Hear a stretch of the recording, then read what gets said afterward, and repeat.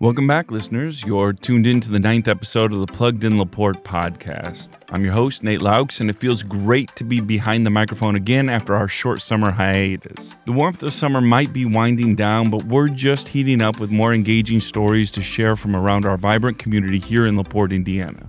First, I want to extend a heartfelt thank you to everyone who supported this podcast with your positive feedback, reviews, and encouragement. Your enthusiasm for our interviews with the people, businesses, and those leading the causes impacting our town makes this all worth it. None of this would be possible without our partners at the La Porte Economic Advancement Partnership, who share our belief that there are countless untold stories, remarkable individuals yet to be highlighted, and conversations that still need to take place in our community. Bringing these stories straight to your ears is a joy and privilege for our whole team. Today's episode is a particularly special one. Joining me are two distinguished guests from our very own community. We welcome Judge Greta Friedman alongside Sergeant Adam Hannon from the La Porte County Sheriff's Department. Together, we're diving into the transformative work the Problem-Solving Court is doing here in La Porte County. Since its start back in May of 2012, under the leadership of Judge Friedman, this program has been a beacon of hope, offering an alternative route for substance-dependent offenders.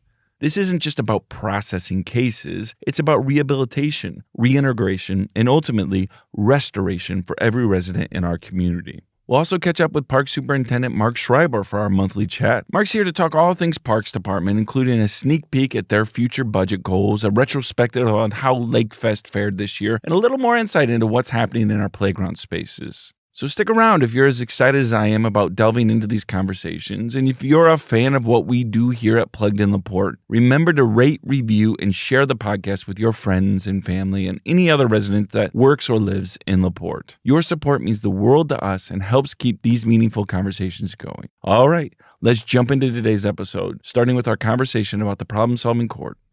Let's get curious, connected, and plugged in. In this spotlight, we're honored to have Judge Greta Friedman, the driving force behind the La Porte County Drug and Problem-Solving Courts. Since its establishment in May 2012, Judge Friedman has been leading the program, guiding it as an alternative path for offenders with substance dependence. This program aims to move away from traditional case processing and towards rehabilitation and reintegration into the community. I'm a passionate advocate for restorative justice programs and how it can impact our community. Judge Friedman is joined today by another esteemed guest, Sergeant Adam Hannon of the La Porte County Sheriff's Department. Officer Hannon plays a crucial role as a liaison to the Drug and Problem-Solving Courts, representing the collaboration between law enforcement and the judicial system and creating a safer, more supportive, and resilient community. He also happens to be one of my closest friends, so I brought him on. It's the benefit of getting to know me on this podcast. Together, they're here to shed light on how this innovative court system operates. They'll discuss its impact on participants in the community as well as the challenges and successes they have encountered along the way. As our listeners know, when we talk about economic development and community development things, we know that everything and everyone plays a part. When when one of us struggles, we all struggle. When all of us succeed, we all succeed. Judge Friedman, Officer Hannon, welcome to Plugged In La Porte. Let's get started. Judge Friedman, could you start by giving us an overview of the La Porte County Drug and Problem-Solving Courts and what kind of inspired their creation? Sure. Problem-solving courts in general are about 35 years old. They were started in Miami in 1989 when a judge down there got tired of seeing the same people come through his courtroom, get no treatment, go to prison, come out into the same environment, and just continue the revolving door. And so he decided there's got to be some way we can combine the therapeutic treatment committee and the legal community, the judicial system, to come up with some kind of program that promotes long-term recovery. And so problem-solving courts, they were called, at that time, it was only drug court. So drug courts were born. 35 years later, they are the most studied criminal justice system program in our history. There are lots of different offshoots. Drug court is kind of the granddaddy of them all, but there are lots of different types now. We have veterans treatment courts, obviously aimed towards dealing with veterans who deal with post-traumatic stress disorder and other issues. We have mental health courts. We have family recovery courts. depending on where you are, there are things like gambling courts, Atlantic City, Las Vegas, some areas, again, depending on what's legal, there are prostitution courts. We have a reentry court for folks coming out of prison in our county, helping them reintegrate back into society. So there's a whole host of types of courts that come under the umbrella of drug court. And we began hearing about this in the early 2000s. We're not able to really get things going until truly about 2010. We started the process, and in 2012, after a lot of research and visiting other courts and putting a team together that was excited about this, we got up and running in May of 2012, like you said. Mm-hmm. So what I love about, as I've gotten to know, and I've been able to speak at your graduation before, and I just love to be a champion for this program because people are complex, right? And crime, as Officer Hannon can talk about, crime is complex. Why people commit crime, why people, continue to commit crime even after they've been punished. One of the things that this program does particularly, or drug courts and problem-solving courts does particularly, is get to the why, correct? Why does somebody want to do this, or why is somebody like this? Peeling back the layers, sometimes therapeutically, chemically, biologically, these kind of things that you guys get into. So explain a little bit about what maybe how a person is chosen to be in this program, and once they go through the program, what that looks like for them. Sure. As you said, people are complex, and this is not for everyone. This is for people who take assessments, and first of all, they need to be referred from the prosecutor's office. These are courts designed for people who have major felonies. Part of the reason for that is that they're lengthy, and it wouldn't make sense for someone who has a very short-term sentence hanging over their head, maybe 6 months, to do this, which is going to be at a minimum 18 months. So you're looking at people with significant prison time that they're looking at. So they're referred by the prosecutor's office. They then have to go through a battery of assessments geared towards finding out, are they the right type of individual? We look for and accept moderate to high risk and high need individuals. And when I say high risk, I don't mean danger. I mean risk of reoffending. They have tried other things. Regular probation doesn't work. Several of our population have already been in prison. And it just didn't do the trick because the root cause, as you say, was never fully addressed. So once then the assessment is done, it is brought to the team. One of the important roles that Sergeant Hannon plays is kind of letting us know from kind of the law enforcement side any information that we might not get or that we might not know from just self-reporting from this person. And law enforcement is a huge advocate and support for us. Once that is, once the team approves this person, then we schedule an orientation. They plead in their court where they're sentenced, and they come into the program. So, Officer Hannon, you and I have talked extensively, as a friend and things like this about law enforcement philosophy and policy, these kind of things. Sure. And we talk a little bit about the difference between retributive justice and restorative justice. Retributive justice, in a sense, has an important element, right? There's a crime that has been committed, and that crime deserves a punishment. Somebody's been hurt. Something has happened. No question. Damage has been done. Yet restorative justice asks, okay, in light of the thing that's been wrong, how do we help these people or these things get back into a sense of right relationship with their community? So as an officer, obviously the justice element of protecting and serving a community is valuable and important to you. Why are you so passionate about the restorative justice element? Sure, absolutely. Great question. And honestly, Thank you. The restorative justice aspect is not something as a young officer that is really, you think about or is ingrained. And when I first had the pleasure of joining the team and looking at things from a different light in the restorative justice portion of it, it changes my personal philosophy on my job and how I look at things. And it's the beauty of the program in that we're thinking outside the box on a different approach. Instead of someone being locked up even in the county jail for 6 months, we see statistically that a participant, we don't want them to be in custody for an extended period of time.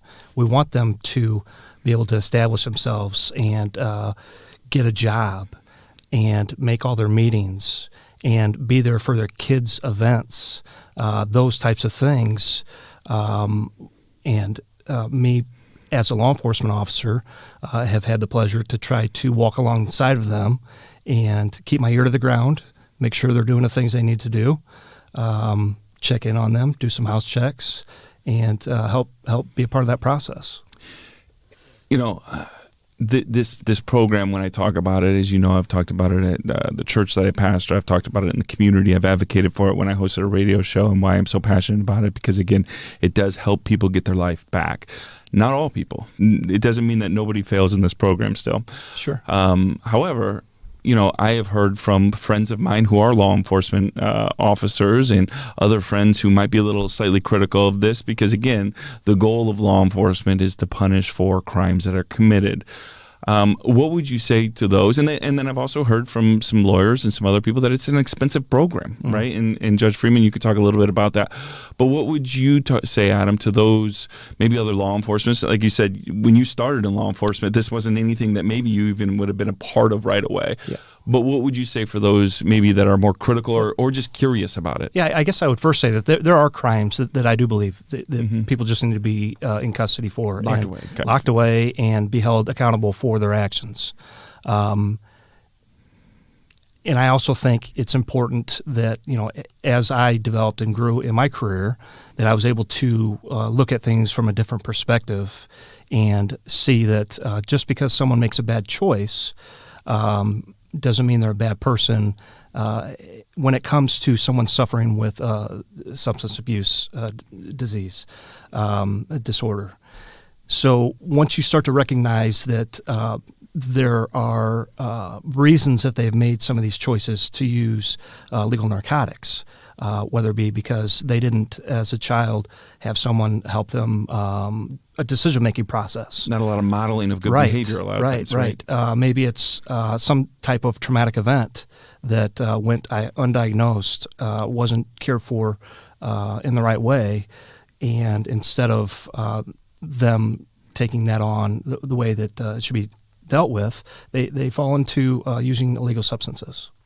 Anything to add to that, Judge Friedman? I think a kind of a visual way to understand it is the discussion about, don't you get tired of hauling people out of the river time after time? And the response was yes. That's why we need to go upriver and find out why they're jumping in. So we're getting to the source, as Adam says, and part of the beauty of this team is that it literally is a team concept. In a regular court, you have a judge, a prosecutor, and a defense attorney. They all play a role. They're all different roles. Sometimes, most times they're adversarial.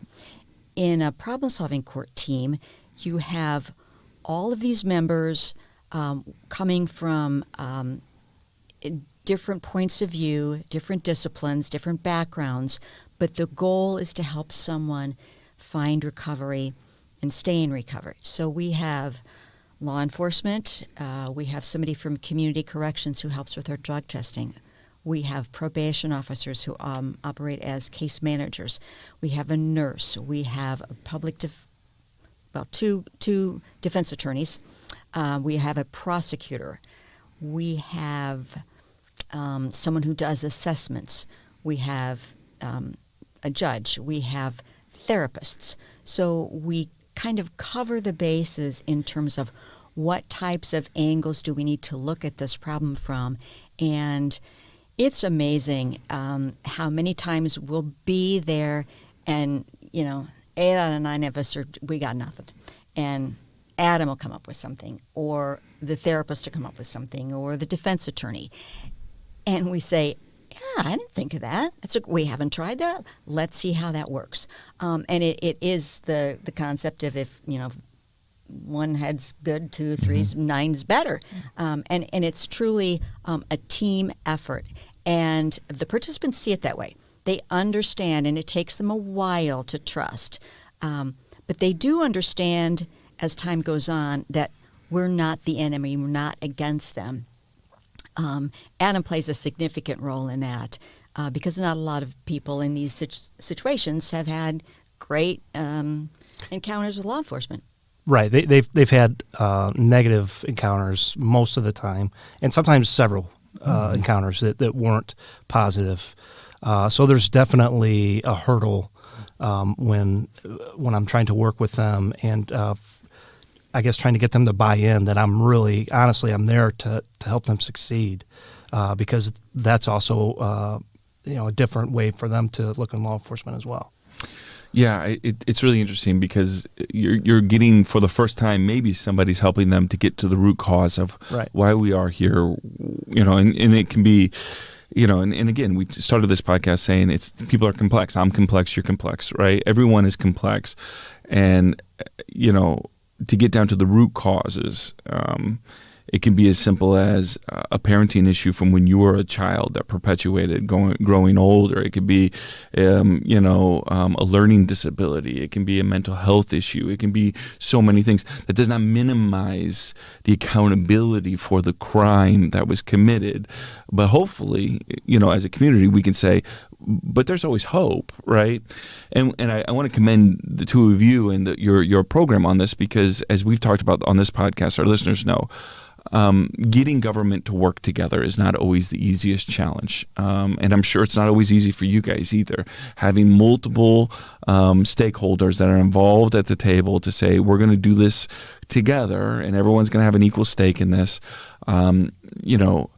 But that's when communities thrive, is when city and county and township and judicial, all these branches that make us who we are in La Porte come together and can say, we're going to get out of our own way a little bit so that we can help people. And for you guys, you're helping people that oftentimes nobody else wants to help, right? Because they've committed a crime. It's not that they've been accused of it. They've been found guilty of crimes, and you're still saying, but they're still worthy of being in this community, being rehabilitated. And I just admire that so much.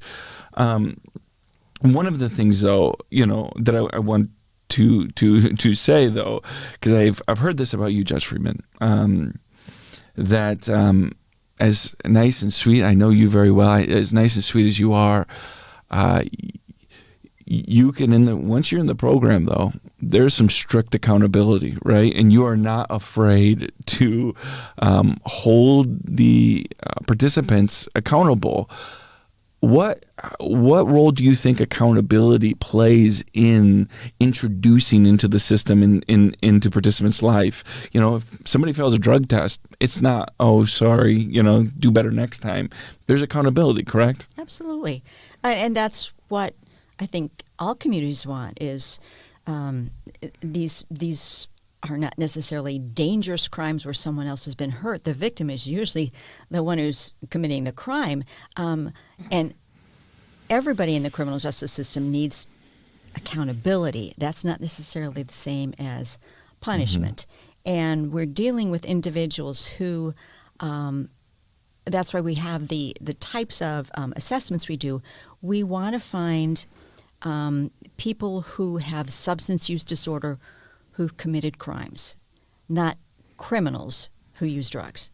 And there is a difference. And that's one of the things that Adam is hugely helpful in working through whether somebody is right for our program. But absolutely, accountability is front and center. A lot of times no one ever held these people accountable. They don't know what responsibility is. They were either punished with no understanding of why or any grace or kindness or modeling of how to do it right, or they simply ignored it and escaped. So they've never practiced accountability. And those who say that this is an easy program, it's a hug a thug program, don't understand that these people go from spending 24 hours a day chasing a high. They have no responsibilities. They come and go as they please. They ignore all responsibilities, including family, to having to do sometimes 2 and 3 and 4 things every single day and figure out how to do it on time and be organized. That is a huge hurdle when people first come into that program, is getting their act together. So, Adam, one of the key components of this program as well is employment. And this is an economic development kind of centered podcast. We talk a lot to businesses and, local leaders. But employment is important for those who are in this program, right? Do they have to have jobs or? Sure. So, honestly, Nate, at the beginning, we're just hopeful that they show up to court. And we try to string together some sobriety. But yeah, absolutely. As we go through each phase, we want to see progress, and we want to see them get to a point where they're either sustaining a job or they're doing projects, right? What phase is that, Judge? Well, by phase 3, they've got to be either employed, in school, or doing some kind of 20 hours of volunteer work. Right. So that's if you are excelling at this, that's about 5 months in. Yeah, okay. And there are some participants that come into the program with a job, very well-paying job. There are some that it's a struggle for them to keep employment. So, but that's definitely our goal is for them to get to that point where they're a productive member of society and not only working but making good choices for their families and just having a completely different thought process that they had prior to being in the program. And go ahead. We tell them at orientation and early on in the program, in all honesty, that stopping using a substance is not going to be the hardest part of this program. Becoming a responsible member of society, when you don't know what that looks like, you don't know how to do it, you don't even know where to start, that's harder. And I think absolutely everybody in the program will tell you at some point that's exactly how they felt. So the word recidivism is brought up a lot in criminal justice circles, and that's the amount of times people are re-offending these kind of things. These are statistics that judges and law enforcement look at to know whether programs are successful. And the reality is not everyone that commits a crime will commit another crime, but there are many people, as you can attest to, Officer Hannon, that are reoffenders, and you see some people over and over again. Now, the goal of, the philosophy behind this is that we're hoping that fewer and fewer people will recommit crimes, right? That this will be the catalyst for kind of a more straight and narrow living. Do the statistics back up that hope? They do. If you look nationally, about 75% of people who graduate from a drug court will not get rearrested. Locally, I asked our coordinator, and we track these statistics over time. Recently, she kind of ran the numbers for me, and within the last 2 years, 17% of the people who graduate reoffend. That's a pretty good... Which means 83% haven't in that 2-year time. That's correct. And when you look at the time frame, you're not looking at forever. You're looking at 2 years out. So is it possible that someone will maintain their recovery for 2 years and in year 3 there's a crisis and they can't do it? Sure, it could happen. But there's also a lot of statistics that show that those are the folks who know what they have to do. They're practicing reaching out. They'll come back to their program, and most of the time they will get right back on the horse. We're dealing with a relapsing disease, so no one should be surprised when somebody does relapse. The issue is, of course, get knocked down 7 times, get up 8. They know what to do, and they usually do it. we talk a lot about in the program about tools in the toolbox, and that's really what the program is being able to provide participants those tools in decision making and how to combat the demons that might come back and circle around with wanting to use again, and we will hear stories of graduates that we've heard have used, but then we also hear that they dig into that toolbox and use some of those tools again and get back on track. Mm-hmm. So that's what we can hope for. Mm-hmm. So, to push against some of this, I know that there is online fodder. There's things that say problem-solving courts and drug courts are expensive, and it makes sense. You've talked about therapists. You've talked about but I would also argue incarceration is not cheap either. I've seen other arguments that say it might be front-loaded in more expense, right? It might be more expensive for the 12 to 18 months that this person is in this program, but the overall expense of what the recidivism would bring is far more expensive than the success rate costs of making this program. Would you speak a little bit to that, Judge? Sure. I don't know who's saying this is an expensive program, because we operate on a shoestring, and Adam can probably speak more intelligently to the numbers here, and I'm probably a few years behind. But an average year or in the program is $6,000. Versus housing somebody in jail or prison. Do you know what it costs a day? I don't know. That'd be a great number to have. It is more expensive. It's far more expensive than you think to incarcerate a person, correct? I mean, it's not just the $10 worth of food or something. It's very expensive. Absolutely. You're looking easily at probably 2 to 3 times the cost. I remember hearing that number one day and just being blown away. But then, you talk about the employees that are required, the upkeep of if we go with the upkeep of our jail right now, it's going to be very expensive because whatever our LaPorte County Sheriff's Department is doing to their jail facility, you're not listening to me right now, Adam Hannon. It's just costing a lot of money. It is. I was trying to find that number for you. That's okay. Google wasn't working that fast. But it is very expensive. And so, but even if per day with the therapists and the medical professionals and the accountability that happens, even if it's slightly more expensive or on par with what it costs to keep somebody incarcerated, I think it's still less. But even if it is, the recidivism rate is going to bring it down significantly because this person's not likely to reoffend, correct? Mm-hmm. And Nate, think about not only the participant, but those that are in that same household as a participant, their kids, their nieces and nephews that are now seeing this graduate live a life of purpose and a good standing member of society. And we broke the mold with that one participant who are now teaching it to future generations. So I don't even know if you could put a number to that. To break a cycle. To break a cycle, right. Which is huge in our community. Right. I want you both to think of, if you can, a story of, or when you think of the problem-solving court or the drug court, of who comes to mind first as you think is one of the success stories that really attaches to you. Now, obviously, we're not going to use names or anything, but maybe a story of somebody that's been in the program that just holds a special space in your heart. And if you can, share some of that story with us. They're all really special in their own way because they all come from a different background. We've had people who,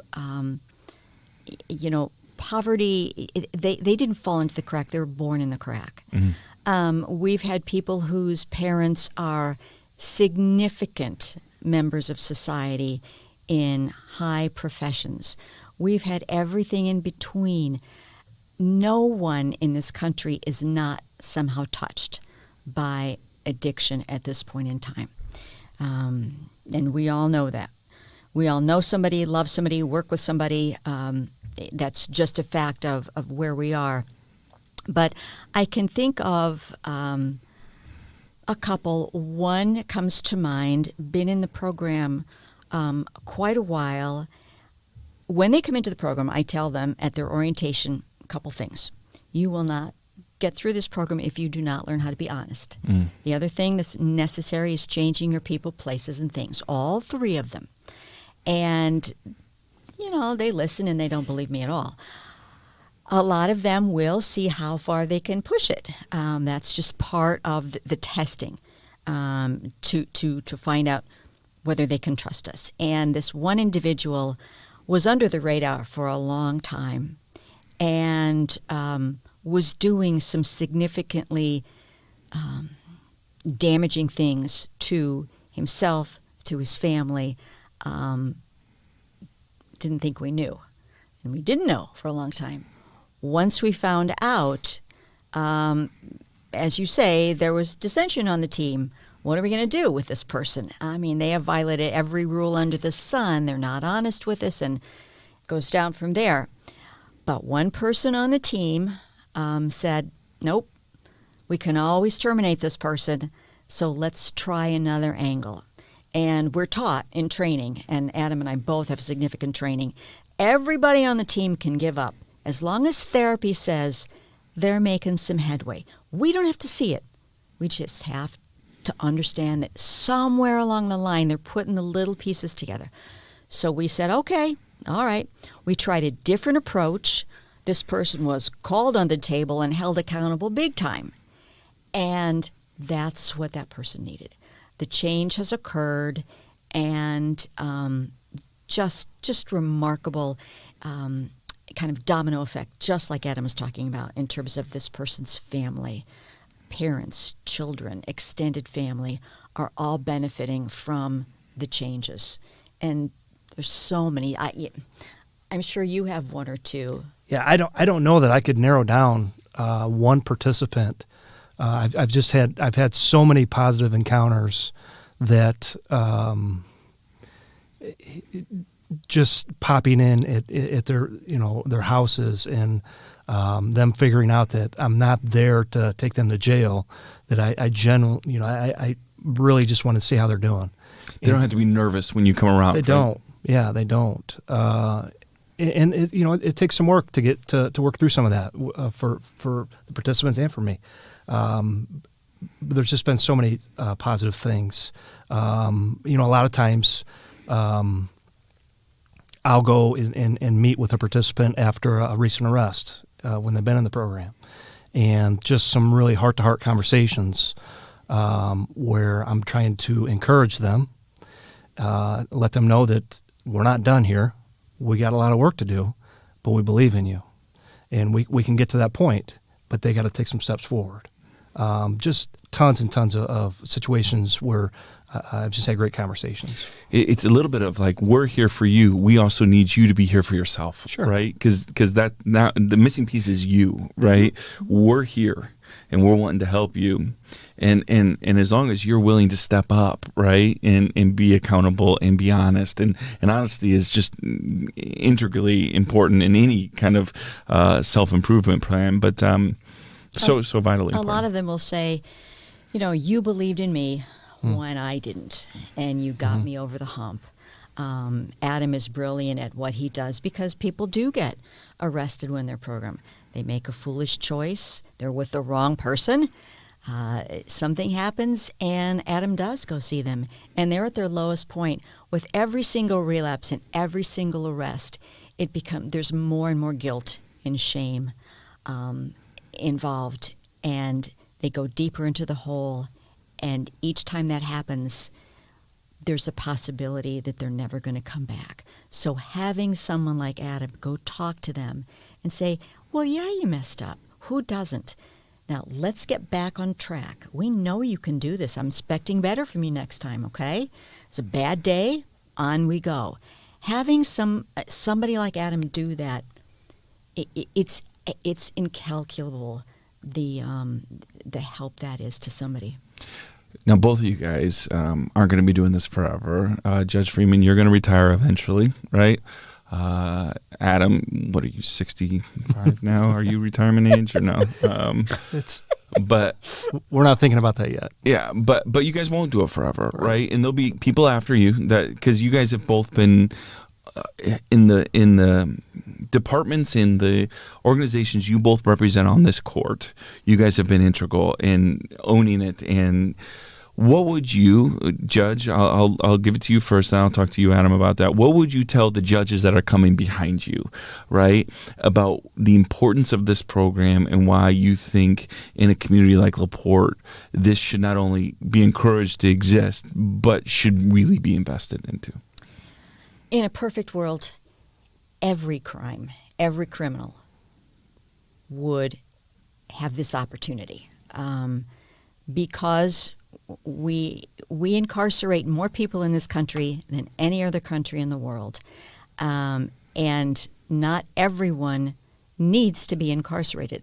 As we've all said, lots of them do. But there's a whole segment that if they were just given this individual attention, they could turn themselves around, but they don't have access to it.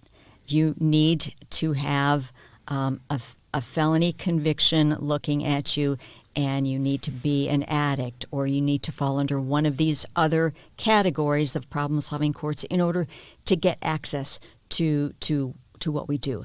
And I think I would say a lot of what Adam just said, which is you are making our community safer, okay? Mm-hmm. You are changing the conversation for the next generation. We've had people in our program who become parents, and their children will never know them as the person that they were. Mm. They will only know that person going forward who's healthy and responsible and can raise them in the same way. So I would say that at this point, there's no reason why we should ever go back to not incorporating this type of evidence-based work with individuals who meet the requirements. Everything we do is evidence-based. As I said, it's the most studied criminal justice system in American history, and there's no reason not to do this. It works, right? It works. And I think all of us that are taxpayers want to fund programs that work, because not all of us are convinced that every program we have in the government, and let's be honest, not every governmental program does work as well as this does, and it does. And I would say something as well, not necessarily to those who would come after me, but in general, please remember we're dealing with an illness. So if you think the goal is we are going to cure people, you misunderstand what we do. We will never cure people. We will help people manage their illness with every tool that they need. If you think that there will never be someone relapse, or that there will never be someone be rearrested, if that is your, I guess your standard by which you judge is this successful or not, well then there is no such thing as a successful program, as that cannot be the goal. But realistically, when we look at what we are trying to do, which is change people's lives, save money, make the community safer, change the direction of a family, it works, and there's no reason not to do it. Officer Hannon, what about you? For those that are in law enforcement that'll come after you, right? Not come after you, but like after the time that you're doing this program, and there'll be other generations of cops, sure, other generations of LEOs that are doing this.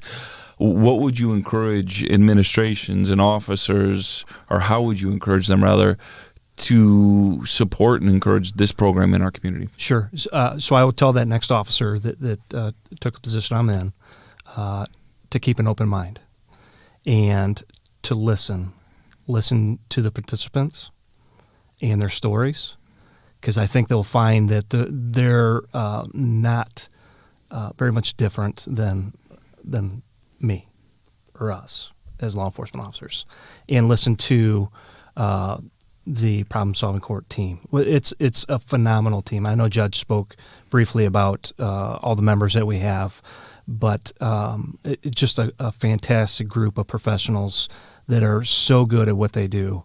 And I have learned personally so much from each of them, and I'm just honored to be able to walk alongside of them and be a part of this program. It is interesting though, and I wanna, because we this is an ongoing conversation, as our producer Lindsay knows, on this podcast with the collaborative element of government, right? And how much have you guys both learned about the other parts of the government, or the other parts of, justice, just by being in a room? I think you guys meet every Thursday together where you're talking about with public defenders, and you start to understand each other just a little more by being around the table.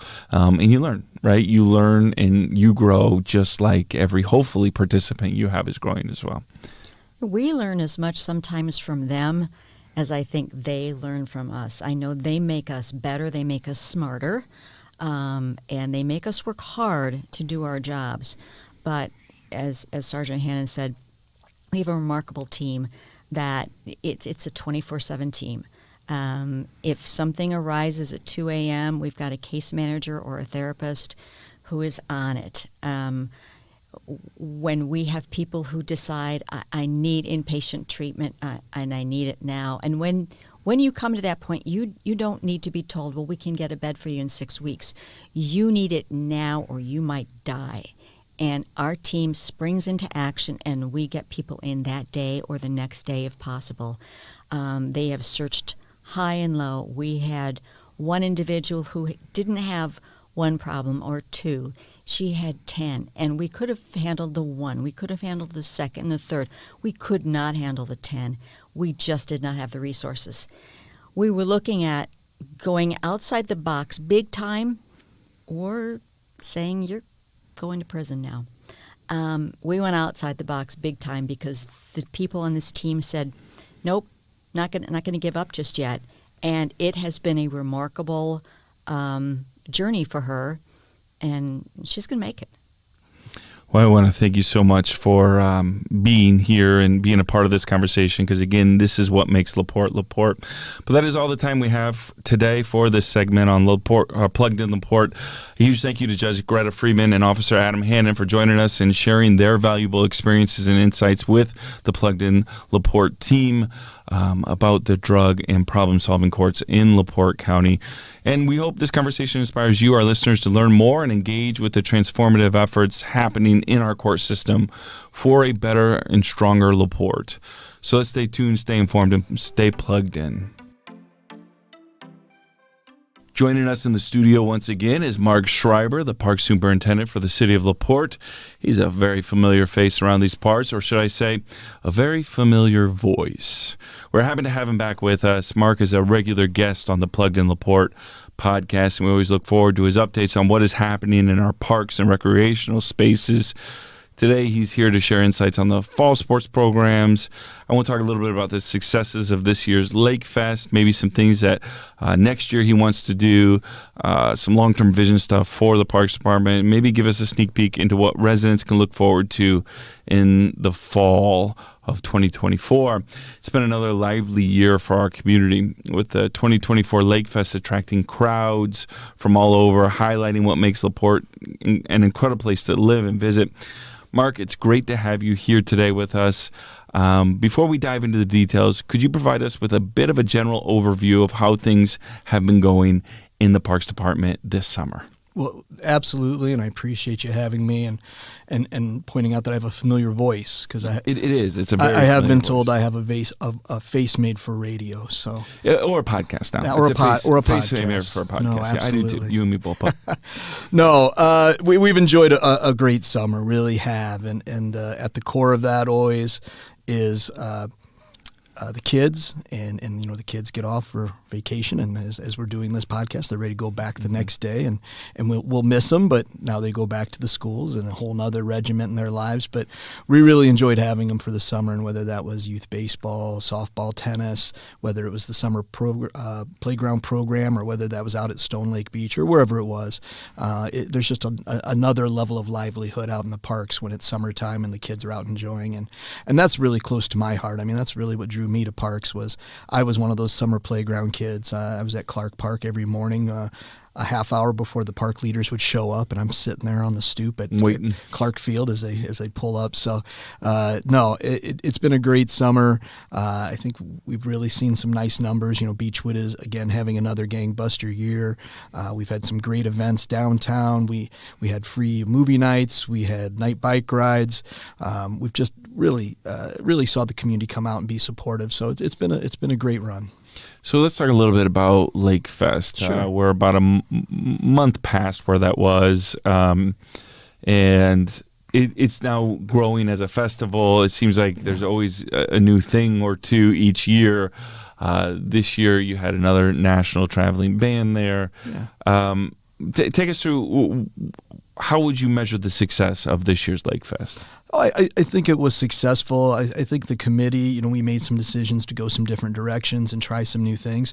And that's what you do. We're a fourth-year festival. We're not decades long like the Blueberry Fest or Pierogi Fest or Popcorn Festival. We're a fairly new festival. So we're trying to find our footing on what works and doesn't work. Certainly, as you pointed out, the Saturday night concert has kind of become a staple with a big band and some great opening acts and fireworks to go along with it. We added the Play for Jake, Bolt for the Heart 5K run this year, which that was great. Had a great turnout, over 400 people, and I think if it stays on the same date, and we've already had a good conversation with them about bringing it back, if it stays on the same date, the last Saturday of every July, I think that's something that's really going to build because there's such a strong support for that cause. But, we tried something new with the new Friday Night Live event. We tried to consolidate every Friday, and it had its share of successes. And of course, doing it the first time, there was a lot of learning opportunities. We took on the craft market ourselves, and I think it was another great opportunity to learn what we could do. But it was well attended and had some great vendors out there. Trying new things, and that's what we're doing. Sunday weather wasn't the best for us, a little overcast and threat of rain almost throughout the whole day. We'd never had anything get rained out, but even the threat of rain will keep your crowds down a little bit. But, for us, it's all about providing opportunities for residents and visitors to come out and explore our parks and our lakes, and I feel like we were pretty successful with that. I think going forward, we're going to have to find new ways to get people actually engaged more with the lakes. I would love to be able to find a way to get maybe some free opportunities, free rides to get out on Pine Lake. You see those large size pontoons or something like that would be pretty cool if we could find a local partner to work with. That, again, there's a lot of people who live south of Lincoln Way who maybe don't get out on the lakes or have the opportunity to get to the lakes. And I think maybe we need to do more to get them opportunities to do things. That was me. I grew up by the high school off of 10th Street. And, if we went to the beach once a year, that was a big deal, right? And it was usually with the summer playground program. But we need to find new ways to get people engaged and really take advantage of all that we have to offer here. And it starts with our lakes, but it goes to our parks and the trail system and all these great things. So promote, and that's what LakeFest is all about. So last time, we took a month off, but last time you were on the podcast, we talked about booking talent, right? Because Sure. you talked about the talent that you had. Who was the band again that you had this year? Soul Asylum. Soul Asylum. Yeah. And I heard great things. They did a great job. But you said that you learned that booking of this talent has to happen almost a year in advance. Is that correct? Yeah, the process has to start the a year in process. advance, and that's it starts first and foremost with the committee deciding on a direction of what kind of music and then what type of band. We want to make a big splash. We want to have great entertainment. And there's a lot of great local bands, and there are a lot of good options there. But I think if you want to make that splash and draw attention, and again, remember what the purpose of LakeFest is. It's not just to provide an entertaining weekend for local residents or those that live in the nearby communities. It's to draw attention to La Porte. So you have to kind of make a little bit of a splash to do that. But, you have to be within budget, and you have to consider those limitations too. We're not reaching out for the Eras tour. Taylor Swift won't be here next summer. You're dreaming a little small then. I know, as former Mayor Milo would say, not with that attitude, right? Not, you would never book her with that attitude, is what I would probably be told. And of course, Mayor Dermody would say, hey, if you're thinking big, think bigger. But we're pretty happy with Everclear last year and Soul Asylum this year. They put on a great show. We had a new twist this year. We worked with the Indiana, Ohio, Kentucky Regional Council of Carpenters, and they brought their big screen out, and Doolin Media had their cameras out, and we were actually able to get close-ups of the band and do all these things on a big screen. That kind of gave it an extra kind of. It was pretty cool. It really was, and we were really pleased with that. And logistically, I think everything ran pretty smooth for this year, which we're very pleased with. So always learning, always wanting to be better, never complacent and saying, "Oh boy, we really nailed that. Now we got the formula." I think we're just going to keep looking at how can we do it better and get better each year. So philosophically, you brought up something there that I want to address, because I see this online a little bit in the fodder.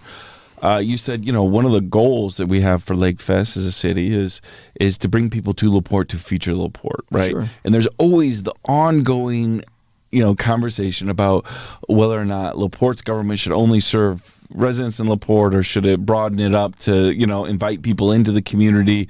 And I want to talk a little bit about that, because I 100% agree with you. I think one of the things that we want to do is attract people to come to La Porte, and it's not a bad thing for people to want to come to La Porte, correct? Absolutely. And if I owned a restaurant, if I owned a gas station, if I owned a convenience store, I would want people to come to La Porte, right? I mean, a lot of people complain about the lake traffic on a Saturday and Sunday. I don't generally hear those complaints from people who own businesses in La Porte. Or are we trying to attract people to live in La Porte?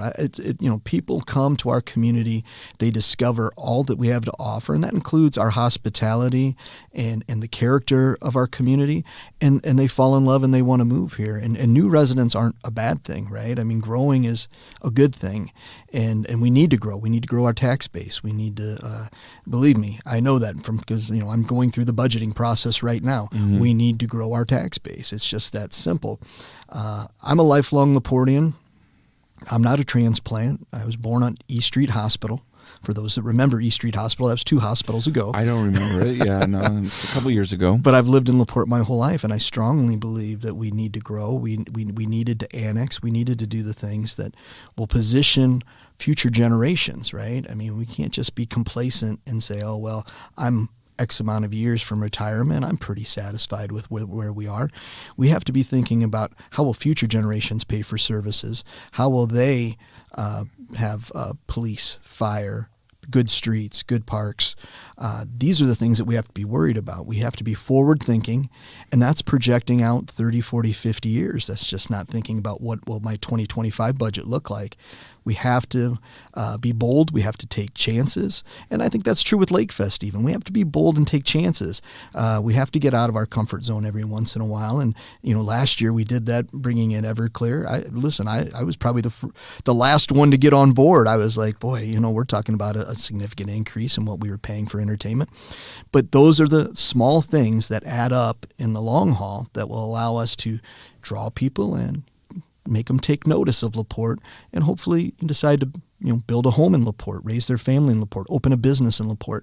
Those are all positive things, and I always have a little bit of difficulty, maybe like you, of understand. You see this fodder. Well, I don't even understand how you could even make an argument that it's negative. I mean, we have we're the old adage is, if you're not growing, you're dying, right? And you'll see that in any community, and I don't care which one it is. La Porte's not unique. We're a typical Midwest Rust Belt community, right? There's nothing unique here. And when big industry pulls out, it leaves a big hole in the middle of your city, and you start seeing some decline in your housing stock. You see a decline in opportunities for good paying jobs. We have to build that back up. And like I said, we have to be forward thinking. And again, quality of life is part of that. And people don't always recognize that quality of life is important. Yes, there's so many amazing things that they do at LEAP. There's so many amazing things that they do in our city development and the redevelopment. And all these things are very, very important. But quality of life matters too. Maybe even more now than it did 30, 40 years ago, because the younger generation is looking first, where do I want to live? And secondly, I'll find a job. Yep. It's not the reverse. It used to be reversed. I'll find a job and then I'll move to where that job is. It's not that way anymore, and we need to be competitive on a quality of life level. And it's going to get even worse, or that factor, I guess, will become even more of a determining factor as more and more jobs go remote, right? You're going to determine where you want to live because most of your jobs are going to be remote-based. Not production and everything, but a lot of jobs are going to be remote-based. Well, but even manufacturing jobs, when they build the battery factory up in New Carlisle, people who go to get a job there will have a choice of where to live. Mm-hmm. And people driving a half hour, 45 minutes to work, not a big deal. That's nothing anymore. It doesn't faze anybody in the slightest. So we have to position ourselves to be competitive for those residents, to draw those residents to live here. And what makes the difference? Schools make a difference, right? Quality of life, your parks and all these type of amenities also make a difference on top of other varying factors. But we definitely have to improve our housing inventory. We have to continue to support our schools, and we have to continue to create better quality of life. And I think we've made really some great strides there. All right, just a couple questions for you, a couple more. But you said you're in budgeting. You're in the budgeting process right now. Yeah. You work for a mayor that I'm going to guess says, if you did it this year, you need to do something more next year, or something different, or something better. Because Mayor Dermody doesn't oftentimes settle for whatever we did before is okay now. He pushes, right? And this is one of the benefits, I think, of having a mayor that continues to push all of us as residents, but also all of us as our city employees as well. So that means you're probably thinking about what you're going to do next year, what's different, what parks you want to improve, what partnership and collaboration do you want to have with the Healthcare Foundation for whatever. What are some of the, and you don't even have to say you're doing them next year, but what are some of the things long term that you have for the Parks Department that you want to see happening here in the city of La Porte? Yeah, you're absolutely right, though. I mean, there's no complacency. There's no, hey, we've done it, we've nailed it, we're good. That doesn't exist, and that's okay. We need to be pushed out of our comfort zones, as I said earlier. We need to be looking for new solutions, and the mayor's willing to be bold, and with that, he's willing to let us extend ourselves, and occasionally maybe we don't succeed, right? Maybe sometimes something doesn't work. But if you're afraid to try things, you're never going to get anywhere. A good leadership principle. Yeah. It absolutely. You just can't fall into that complacency year in, year out. Okay, well, we'll do this. We've done it every year. We're going to continue to do it the same way. That's not saying that's how we always did it is not a good excuse for how you're doing things, to say the least. But when we look on the future, I really think we want to make sure we're going back and addressing our neighborhood parks. I think that helps draw new residents. I think we really have had a little bit more of a focus on our regional parks, whether that be Soldiers, Fox, Kessling. But I think we need to get back and look at our neighborhood parks. I think we have great opportunities to potentially expand Fox Park and create some new amenities, and maybe even work with some collaborators on creating amenities in our town that we really could use and need, and again, that will position us for the future. I think we've got a great opportunity on the horizon with HFL potentially funding a good portion of what would be a community center. What part the city plays in that, whether it would be to give them a location, whether it is some other type of collaboration. I think we've got a lot of good potential partners, primarily being the YMCA, that could be playing a factor in something like that. And then on top of that, again, just work on our trail system. There are so many more things that we can be doing to get people to water.